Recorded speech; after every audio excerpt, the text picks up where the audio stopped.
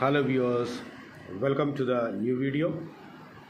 Today we will discuss about the question answers of a poem in class 8. The name of the poem is The Fabulous Fabled Silk Road. So this poem is about the Silk Road, and it is unit 4 section 3 of class 8's new pathways book. So let us see the question answers of this lesson. Sorry, not lesson, it is poem. So the first question is, what kind of terrain did the Silk Road stretch across? Silk road जो है उसका जो terrain मतलब उसका जो land कैसे था, and उसके बारे में है first question. And so answer is the silk road stretched across various kinds of terrains including mountains, deserts and oasis. So जो सिल्क रोड है वो कहाँ कहाँ से निकल जाते थे, बहुत सारे प्रकार के लैंड से निकल जाते थे, माउंटेन के बगल से, डेजर्ट से, Oasis you know that is जहाँ पर डेजर्ट के बीच में कहीं पानी दिखता है, and that area is desert, oasis, and it also went through various kinds of human settlements such as towns and cities. So ऐसे जगह से भी ये सिल्क रोड निकल गए जहाँ पर लोग रहते हैं, बड़े बड़े सिटीज़ और टाउन से भी ये सिल्क रोड होते हुए गए. So now question number 2.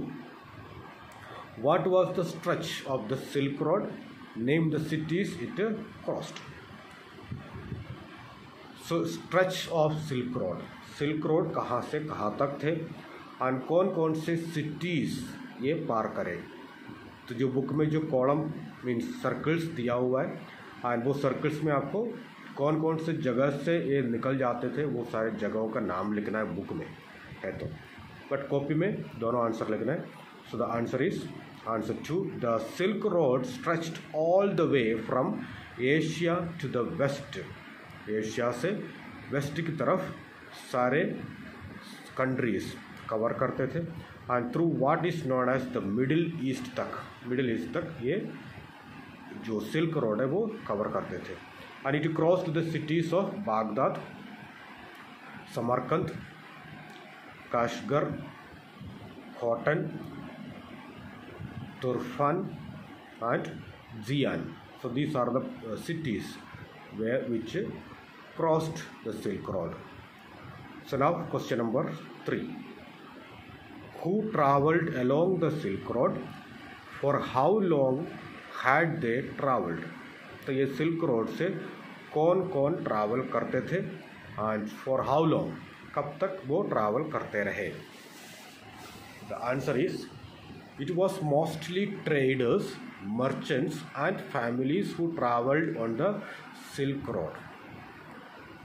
तो ट्रेडर्स जो व्यापार करने वाले, जो व्यापारी लोग इस सिल्क रूट का यूज़ करते थे. देन मर्चेंट्स बिजनेस वाले जो लोग हैं, एंड सो देन फैमिलीज, कुछ फैमिलीज भी इस सिल्क रूट का यूज़ करते थे. And they had been doing so for over 2000 years. So 2000 years तक ये सिल्क रूट लोग यूज़ करते रहे. So now question number 4. What attracted the travelers to the silk route? जो ट्रैवलर्स जो है, ट्रैवलर्स को सिल्क रोड में कैसे अट्रैक्ट हो गया. Answer is travelers were attracted to the Silk Road by its trade potential and its wonderful connectivity which linked various terrains and geographical regions. So travelers जो है वो इसलिए अट्रैक्टेड थे क्योंकि it is because of the wonderful connectivity which linked various terrains. अलग अलग प्रकार के ज़मीन से कनेक्टेड एक रोड थी ये, वो एक मेन रोड ही था, वो अदर कंट्रीज़ को भी कनेक्ट करने वाली जो एक मेन रोड था. And they traded silk, James, glass, perfume, paper and other exotic items in the bazaar of the Silk Road.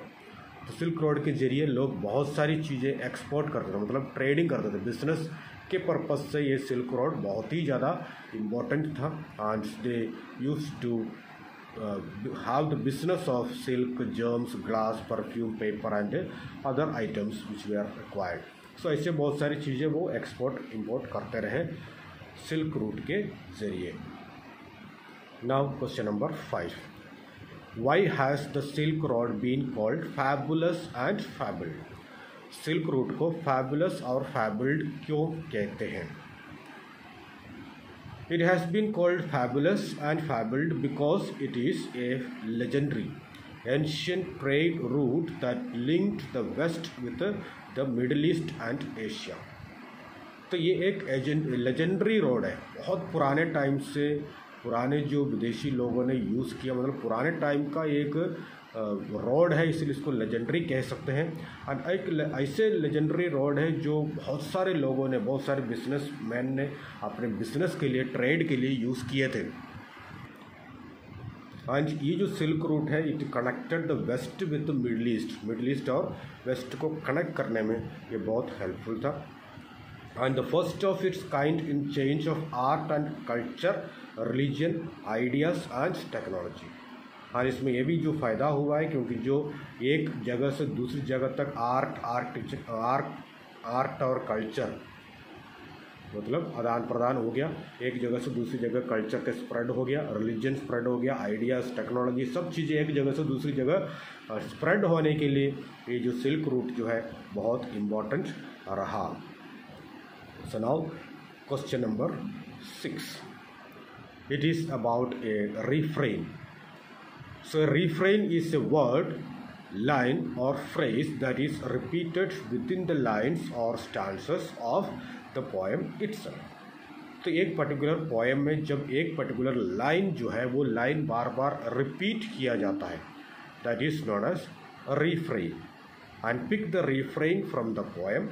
Why do you think this line has been repeated?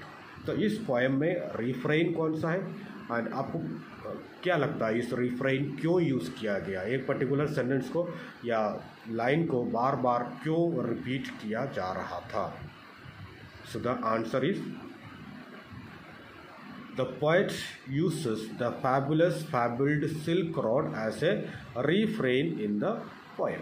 तो आप देख सकते हैं जो पोएम है, poem में ये जो the fabulous fabled Silk road जो है वो बार बार रिपीट हुआ है, कई बार रिपीट किया हुआ है, आई थिंक 5-6 बार, और यह हर स्टांजा के लास्ट में वो रिपीट किया है। And why it is being repeated? I think this line is repeated for poetic effect and for an added sense of rhythm. एक प्रकार से जब पोएम रीड करते हैं उस टाइम एक जो रिदम बनने के लिए और एक पोएटिक इफेक्ट के लिए ये यूज़ किया होगा। And it also effectively conveys the image of the silk road being never ending and eternal. तो इस पर्टिकुलर लाइन जो है बार बार रिपीट होने के बाद वजह से हमें ये भी पता चलता है कितना भी इम्पोर्टेंट रोड था ये जो सिल्क रोड था। And also it is about the never ending and eternal road के बारे में ज़्यादा जानकारी हमें मिलता है इस पर्टिकुलर लाइन से। एंड उस पर्टिकुलर लाइन से जो पोएम की जो रिदम है वो भी बहुत ही अच्छा बन गया है। So now question number 7, pick an example of personification from the poem and explain it. इस पर्टिकुलर लेसन में जो पर्सनिफिकेशन है उसको फाइंड आउट करो और उसके बारे में एक्सप्लेन करना है।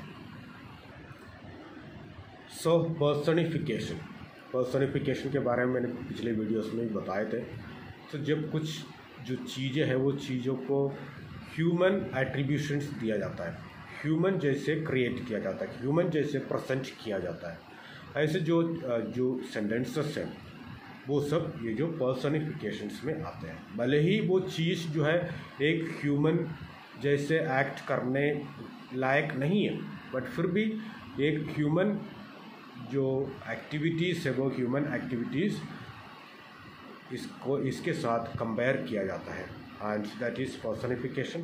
The first, now let us see here, the poet personifies the silk road and speaks of it as if it is a living thing. तो पोइट जो है, पोइट सिल्क रोड के बारे में कह रहे हैं एंड ऐसे कह रहे हैं जैसे कि ये जो सिल्क रोड जो है वो एक लिविंग थिंग जैसे ही बोल रहे हैं। And the poet's personification of the silk Road in the lines weaving a web of routes and paths up to Eurasia. So ये जो एक पर्टिकुलर लाइन है, उस particular line that is weaving आप उसमें देख सकते हैं जो लाइन जो है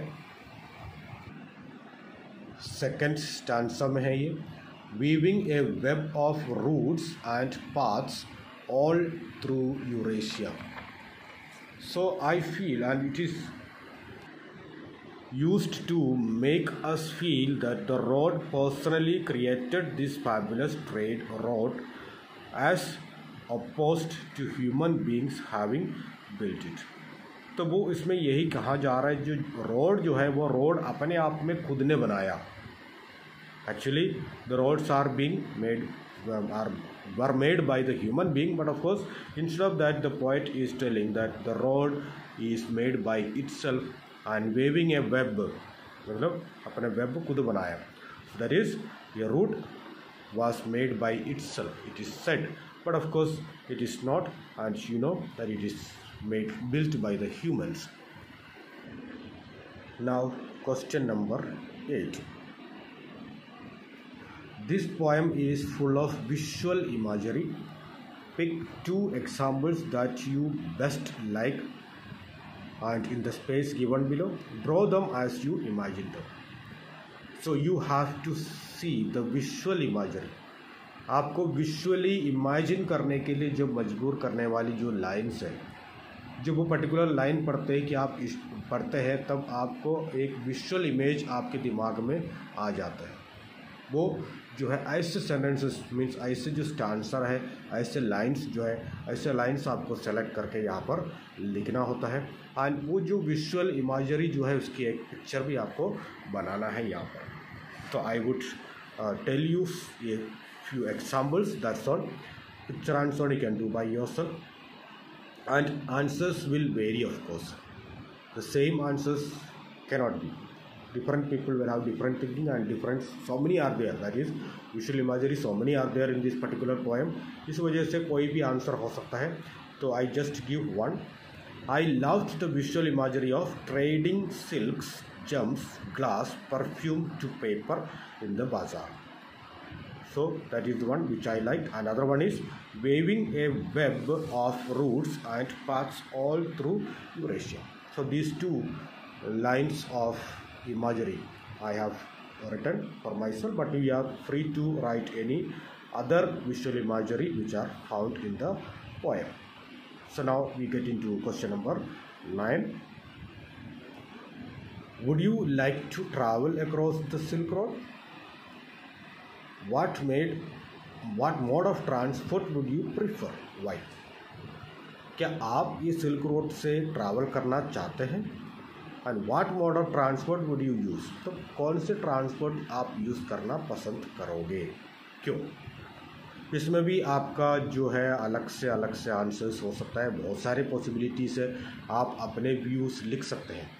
तो एक जो पॉसिबिलिटी है वो मैं यहाँ पर डिस्कस कर रहा हूँ, तो इसलिए ब्रैकेट में लिखा है answers will vary, so you can form up your own answers of course. Yes, I would like to travel the silk road in a car that is big enough for me to sleep in.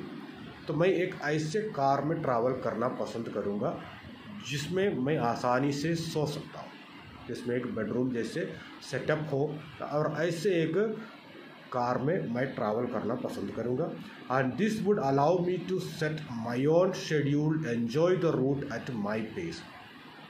तो इस जब अपनी गाड़ी में जाएंगे तो क्या होगा, अपने हिसाब से एंजॉय कर सकते हैं, ये नहीं कि दूसरों के हिसाब से।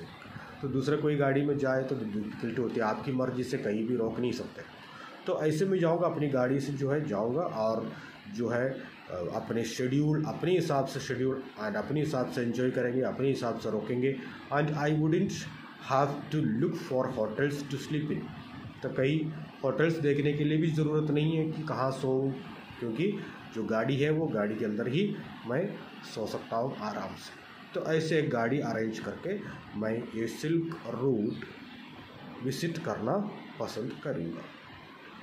Okay, so these are the question answers of this section. So thank you very much for listening. Thank you.